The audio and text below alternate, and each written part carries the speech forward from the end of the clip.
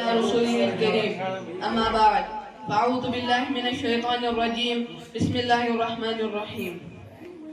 پیارے بچوں، والدین کے ادب و احترام کی طرح اساتذہ کا بھی نہایت ادب و احترام کریں۔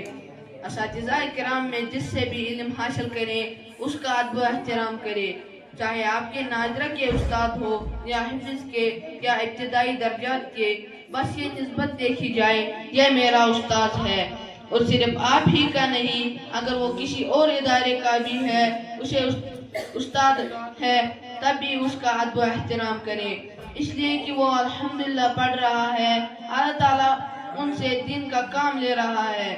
بعض بڑے نادان بچے ہوتے ہیں، استادوں کی گستاخی کرتے ہیں، بات نہیں مانتے ہیں، بعض اساتذہ کی نقل اتارتے ہیں، بعض ایسے ہیں کہ استاد کسی بات کا حکم دے تو اس کو پورا نہیں کرتے، تو جو اساتذہ کے نافرمان ہوتے ہیں تو وہ دنیا و آخرت میں پریشان و رسوا ہوتے ہیں، ایسے شاگرد کبھی کامیاب نہیں ہوتے۔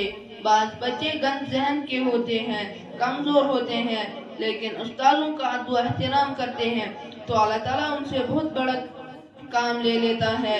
ذہین بچے عموماً استادوں کا ادب نہیں کرتے، انہیں اپنی ذہانت پر ناز ہوتا ہے، ایسے بچے عموماً ناکام ہو جاتے ہیں، دنیا کے کام و کاج میں لگ کر دین سے رہ جاتے ہیں، دین کا کوئی بڑا کام نہیں کر پاتے۔ اس لیے اساتذہ کا ادب کرے، اگر کبھی مارے تو برداشت کرے، انہیں آپ سے نفرت نہیں ہوتی، وہ آپ کے فائدے کے لیے آپ کو مارتے ہیں، آپ کے فائدے کے لیے غصہ کرتے ہیں۔ بعض بچے استاد کے تنبیہ اور مار پیٹ کی فوراً ماں باپ کو چگلی کر دیتے ہیں، استاد نے یہ کہا، استاد نے یوں کہا، اور والدین آ کر استاد سے الجھتے ہیں، تو جب آپ کے ماں باپ اور آپ کے بھائی آ کر استاد سے الجھیں گے، لڑیں گے، تو استاد کے دل سے تو دعا نہیں نکلے گی بلکہ بد دعا نکلے گی، اور آپ کا مستقبل تاریک ہو جائے گا۔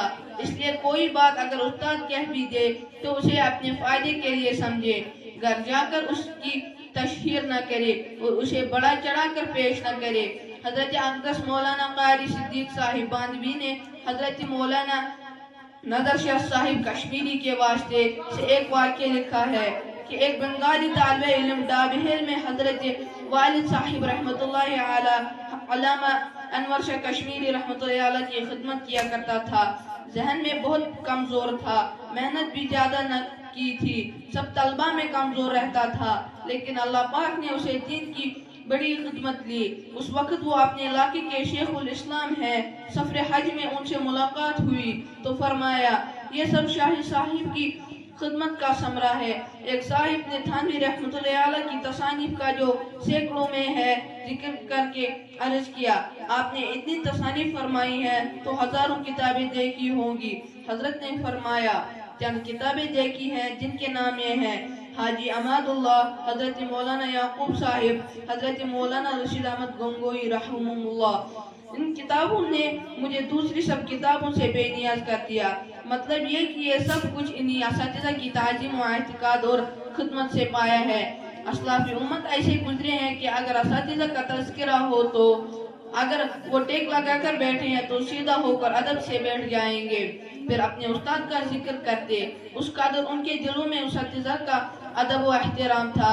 امام احمد بن حنبل رحمۃ اللہ علیہ ایک مرتبہ کسی بیماری کی وجہ سے ٹیک لگا کر بیٹھے ہوئے تھے، گفتگو کے دوران ان کے استاد ابراہیم بن طہمان رحمۃ اللہ علیہ کا ذکر آیا، ان کا نام سنتے ہی امام احمد رحمۃ اللہ علیہ فوراً سیدھے ہو کر بیٹھ گئے اور فرمایا یہ ناز بات ہے کہ نیک لوگوں کا تذکرہ کیا جائے اور ہم ٹیک لگا کر بیٹھے رہیں۔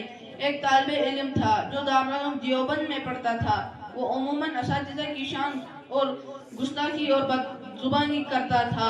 ایک دن اسی طرح کی حرکت کی کہ استاد کی بڑی بے ادبی کر دی، جس سے اساتذہ کا دل دکھ گیا، چنانچہ استاد نے اس کو ناراضگی کی حالت میں یہ کہہ دیا جا تو جوتے ہی کاٹے گا۔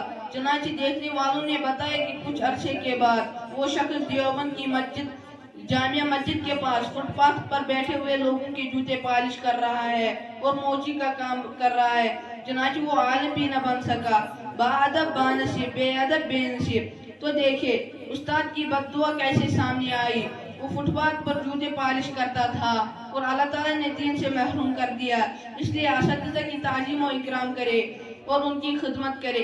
کہنے والے نے صحیح کہا ہے، ہر خدمت کرو مخدوم شد۔ جو خادم بن کر زندگی گزارتا ہے وہ مستقبل میں مخدوم بنتا ہے۔ بزرگوں کے سینکڑوں واقعات ہے کہ انہوں نے اپنے اساتذہ اور علماء دین کی تندہی کے ساتھ خدمت کی تو اللہ تعالیٰ نے ان کو کیسا زبردست مقام عطا فرمایا۔ ان کی زندگی میں بلندی کے مجموعے اسباب کی خدمت و صف نمایاں تھا، جن کی برکت سے اللہ تعالیٰ نے ان حضرات کو دنیا کا مخدوم بنا دیا۔ پیارے بچوں، مدرسے کے سب اساتذہ کا ادب و احترام کرے۔ مدرسے میں جتنے بھی اساتذہ ہو، چاہے وہ ناظرہ کے ہو یا حفظ کے ہو یا ابتدائی درجات کے ہو، سب کا ادب و احترام کرے۔ سب اساتذہ کو اپنے استاد کی حیثیت دے۔ جس طرح اپنی کلاس کے استاد کی عزت و احترام کرتے ہیں، ایسے ہی مدرسے کے دیگر اساتذہ کا بھی ادب و احترام کرے۔ بعض بچے اپنی کلاس کے استاد کا تو خوب ادب کرتے ہیں، ان کے جوتے اٹھاتے ہیں، ان سے ہاتھ ملاتے ہیں، ان کے آگے نہیں چلتے، لیکن دیگر اساتذہ کا ادب و احترام نہیں کرتے، ان کو کوئی حیثیت نہیں دیتے۔ ایسا نہیں ہونا چاہیے، ہر استاد کا ادب و احترام کرے۔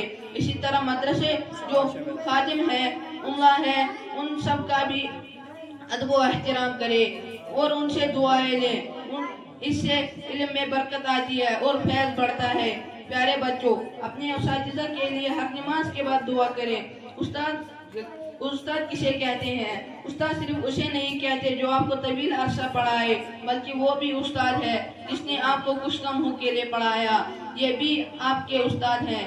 جیسے کہ علی رضی اللہ عنہ کا بحث مشہور قول ہے، انا عبد من علمنی حرف واحد وان شاء عتق وان شاء باع وان شاء اشترق۔ ترجمہ: جس شخص نے مجھے ایک حرف بھی سکھایا میں اس کا غلام ہوں، وہ اگر چاہے تو مجھے فروخت کر دے اور چاہے تو مجھے آزاد کر دے یا چاہے تو مجھے غلام رکھے۔ وآخر دعوانا